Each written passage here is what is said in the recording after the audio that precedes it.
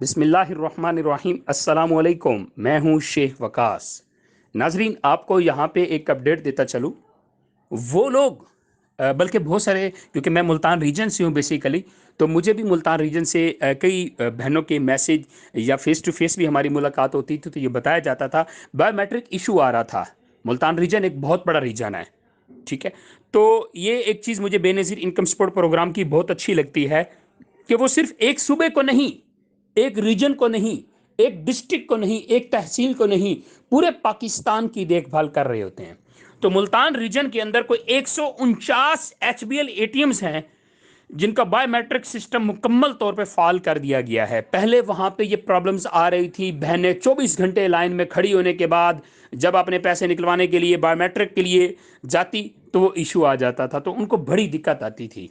तो ये इनकी मेहरबानी है कि इन्होंने 149 एटीएम्स जो हैं वो बहाल कर दी हैं।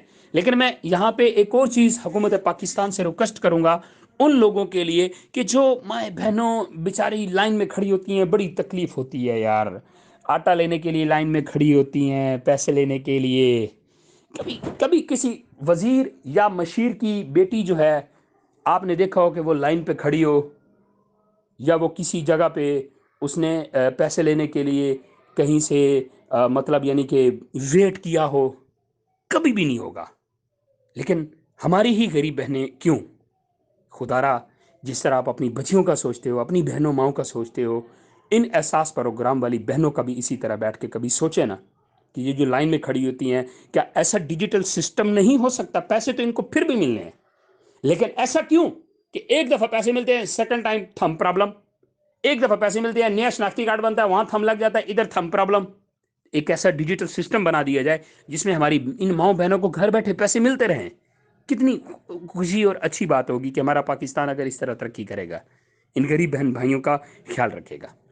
तो एक तो 149 H B L A T Ms Multan region में बहाल कर दी गई हैं। जो भी माए बहनें इस इंतज़ार में हैं कि शायद हमें पैसे जो हैं इसलिए अभी नहीं मिल रहे कि प्रॉब्लम्स हैं, तो वह आप लोग जाएँ ए टी एम्स पे और जाके पैसे निकलवाएं। अच्छा, एक और तरीका बता देता हूँ। कुछ लोग ना रात को 11-12 बजे के बाद जाके पैसे लेते हैं, ये अच्छा करते हैं क्योंकि उस टाइम रश नहीं होता। अगर आपको फुर्सत मिले तो रात को 12 बजे के बाद जाकर निकलवा लिया करें, उससे पहले बहुत रश होता है एटीएम्स के ऊपर।